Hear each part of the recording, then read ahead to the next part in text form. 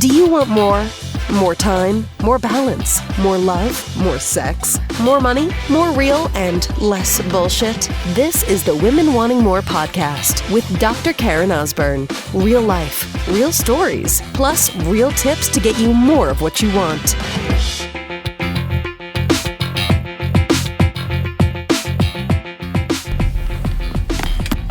So a reminder this morning as I'm driving away from dropping off my kids at school, this message, which is stay the course. I'm pretty certain I've done a podcast episode with this in the title. It's so interesting. After this, this is episode 711 today. Okay, so over 4 years of anywhere from two times a week to I did daily, 5 times a week for a period of time. That's a lot of episodes. There's going to be some things that are spoken into again.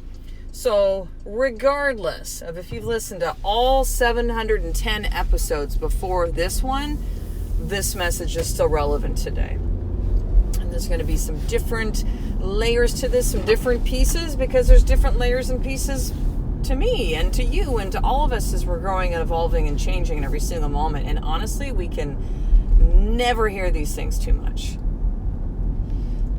Stay the course. So you will be tested. You'll be tested. I just wrote a short little thing on Facebook about it's all as darkest before the dawn.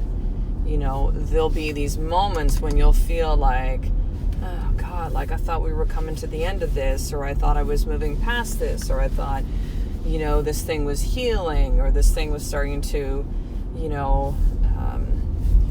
finish, if you will, quote unquote, right? I'm on the other side of this, right? And then you're going to find there's times when you will be tested big time. And ego will say to you, and fear, same thing by the way, not and fear, aka fear, will say to you, see, it's not supposed to happen. See, I told you. See, this person is going to always be this way. See, you're not, deserving of this stuff. See, you're not worthy of it. You're not enough, you're not doing enough. And you have this, this fork in the road in those moments where you get to now choose and decide. And am I going to choose fear? Am I going to choose fear? Or am I going to choose something different? And what's the something different? It could be perseverance. It could be determination. It could be love. I'm going to choose to stay love. I'm going to choose to stay calm. I'm going to choose to hold the vision. I'm going to choose to stay the motherfucking course because I don't care what is coming up in front of me. I know in my heart that this is something that I want. I know in my heart that this is something that I see. I know in my heart that this is something that is possible, and I'm just being delayed, intervened with, obstacle coming up for a reason, for a purpose, and I'm going to choose to trust this right now. I'm going to choose that what is happening right now is preparing me more. I'm going to choose to see that what's happening right now is protecting me in some way. I'm going to choose to see that what's happening right now is what's happening right now, and I do not have to create a story, a thing, or listen to the voice of fear, which is a lie. And I'm going to choose to stay the course. And on top of this, I'm going to choose to be in stillness about it, okay? Let me share something with you. There's been many times in my life, I'm someone who talks, okay? Clearly, I have a podcast, right? I coach women. I was a chiropractor, practicing chiropractor, always a chiropractor in my heart, but practicing chiropractor for 14 years. I've done lots of things in my life where I'm talking a lot. And it's not because I like to hear my own voice. It's just that is a way for me to communicate. And if I don't speak out loud, then I write.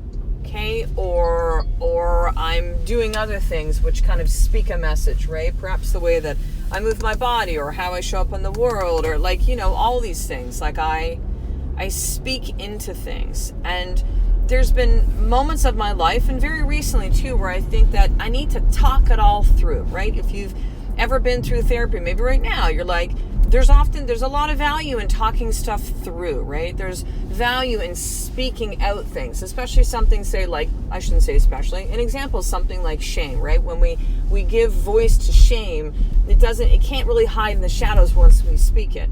You know, a lot of the women that came out during the Me Too movement and just speaking their truth about it, like the shame it cannot thrive and continue to fester in the light when you speak it, when you get it out, right?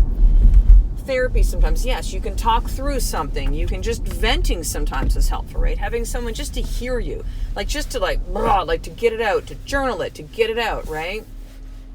But what I've come to be more true in recent times is that sometimes, or we speak it to somebody else, right? And then they give us their feedback, and that could be, you know, through a coaching thing. It could be someone who is, you know, some kind of a mentor. It could be it's a really good friend, or, you know, a significant other, your partner, or your husband, your wife, like your mom, like any of these things, right? And they may or may not be able to hold that space for you and or give you feedback if you wanted, but sometimes we can speak into these things and we create more of it. In other words, we give it energy.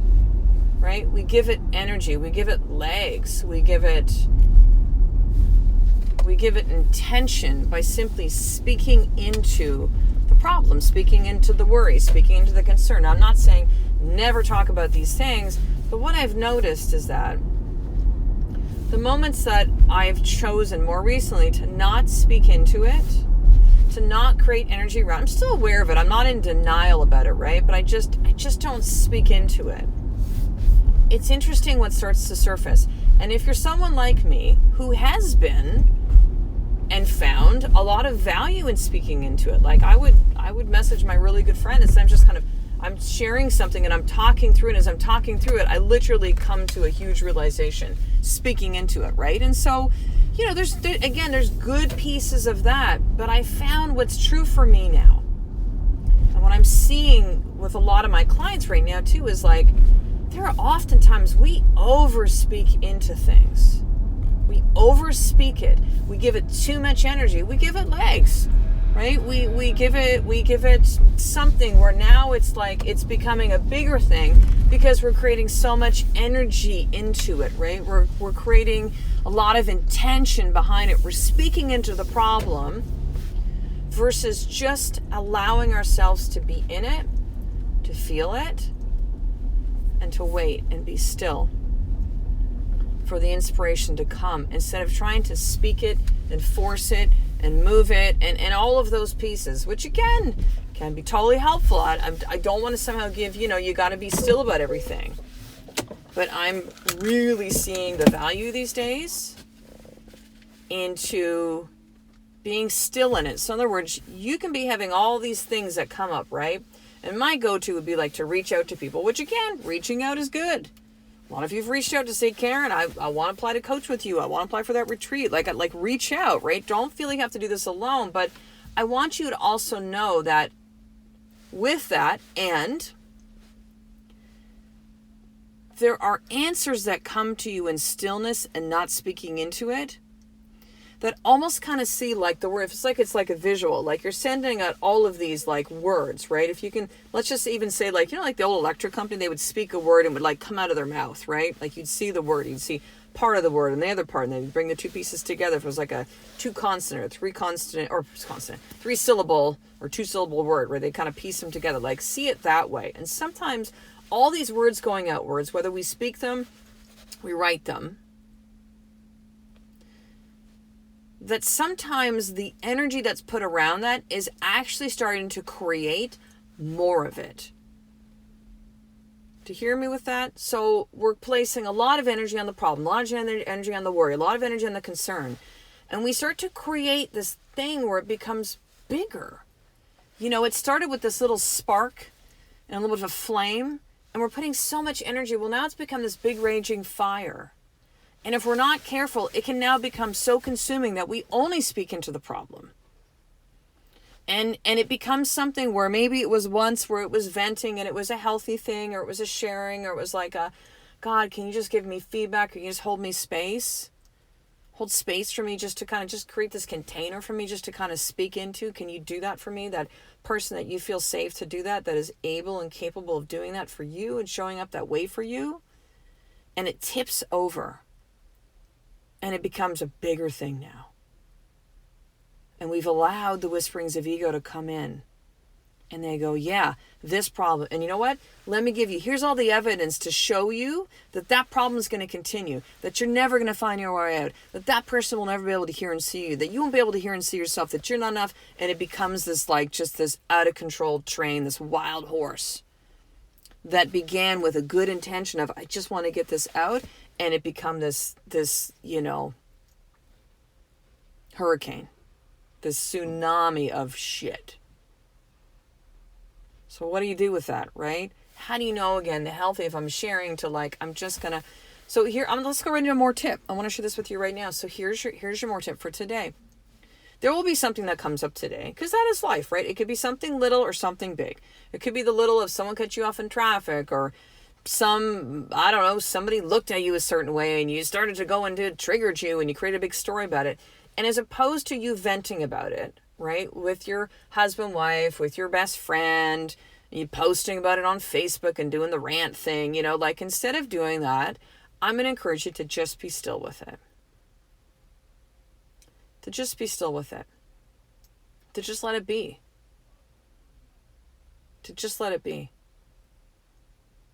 To not journal about it, to not talk about it. Now you might notice your thoughts are going there, right? Just breathe through it. Allow yourself to feel it. Don't resist it. I'm going to encourage you to even distract yourself, right? So either, keep busy with work, or, go do something else. You've got stuff you're doing with your kids or with your family or with yourself, or business commitments, like whatever. Just kind of like go throughout your day with the things that you have to do and do your best to kind of like not put energy into it. Okay. And to not like attach stories to it, and not to jump to conclusions, and to not to create expectations around it or meaning or any of that. Like just do your best to move throughout your day. Just kind of like, like sometimes a parenting strategy with your kids is to distract, right? And so they're in this like funky space, and we just kind of, maybe we make them laugh, and they just kind of forget about it, right? So I'm not saying, listen, because this could be a big, big thing. So I'm not trying to make light of it, but just distract yourself for today. Okay? And don't put energy into it. And then I want you to just see what happens when you do that. Don't speak into it for like 24 hours. Okay? Listen, if it's something like completely urgent and you have to, like, do what you need to do, right? But just your need and your compulsion and your obsession at times to speak into it, to share it, to vent it, to journal it, to rant about it, to all that stuff, complain about it, bitch and moan, whatever. Say it's not fair. And it very well could not be fair. Like, you're heard. Yes. And don't speak into it for just 24 hours. And I just want you to see what's possible when you just get still with it, when you just put it aside. Think of it like this. When times when you've been trying to think of like, what's the name of that guy in that movie? Now, we've got Google now, right? So we can get to shit quickly. We can probably find it fast. But if you didn't have that, you're like, what's the thing? What's that word? And you can't just go Google thesaurus or, find it quickly. Like, just, what is that word? What's that? What's the name of that thing? What's the name of that person? And you just kind of put it aside. And because we've all had this experience, right? Where suddenly you just don't think about it, and boom, it pops in. Like, the answer pops in when you're not focusing on it, right? When you try, you're like, it's right there. Maybe you can push it and force it, and it kind of comes to you. But more often than that, it's like when you're trying too hard, so hard for something, it just like, it doesn't work. But when you put it aside, when you go throughout whatever else you're doing in your day, or whatever task or project you're working on, or who you're with, or whatever, and then it pops in. So I simply want you to be open to the possibility that whatever you need to see, whatever you need to hear, whatever answers, whatever inspiration that's going to come, is not going to come because you're fucking focusing on it so intently. And I speak this from experience, and from myself, and I speak this from experience working with clients. Inspiration, aka the answers, aka a different way of you seeing something, doesn't come by force. It comes by allowing. So stay the course. So funny, but stay in the course. We're way off course in this topic, and I'm going to bring it back here. Stay the course on the things that you want to create in your life. And what that can often mean is that when something does go sideways, when it doesn't go according to the quote unquote plan, when something else has come up and you're like, oh, fuck, like, I thought we were through this, past this. Why is this thing now coming up? Why is this obstacle coming to place? Like, just sit with it. Stay the course. Keep doing what you need to be doing. Keep moving throughout your day. Distract yourself. Keep taking action. All of those things. And just don't speak into it. And see what is possible when you just are still and not giving it energy for 24 hours. And I want you to know that you're probably going to feel it's going to be like a junkie, like you're trying to detox off your phone for a bit of time and you want to keep going to check it. You know, we've all had those situations, right? Like, what time is it? No, we know you're not doing the time. Come on, you're checking notifications. Come on, you're seeing if that email came in. Come on, you know, like, so you're going to feel a little bit, you know, like a little antsy possibly with this whole experience, but just trust it. Just sit with it and see what's possible when you don't put energy in. Okay? Because my experience has been that when I don't give it a ton of energy, it doesn't become this raging fire. When I don't speak into it and talk about it and complain about it and feel angry about it and give out all this energy, that it often ends up not being the thing that I thought it was in the moments of fear and story. What I've often noticed is when I don't create a thing about it, it never ends up becoming the thing that I even think that it is. It ends up working itself out. And I do firmly believe that a lot of it is because I'm not giving it energy. I'm just basically telling myself, it'll be okay. Let me move on throughout my day. This is my test. Stay the course.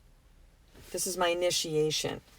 You know, there will be other things that come up in life. Can I still continue to stay the course, do what I need to do, be who I need to be, take action where I need to take action, and be still where I need to be still? And to trust that every single action, or in this case, non-action, has meaning and purpose and is serving in some way, and just to let go and trust it. Stay the course, stay the course, stay the course. But listen, in just about a little bit over 2 months, about 2.5 months, I will be taking 12 women through a very beautiful, loving, deep, intense, clearing 2 days on the Woman Wanting More retreat experience in January 2020. And I'm so excited. This is my first live event in like 2 years. Wow.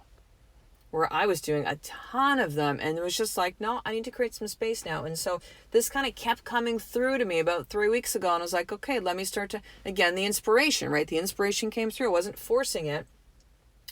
And I put it out about a week or so ago. I've already had a ton of women apply to be part of this 2-day experience.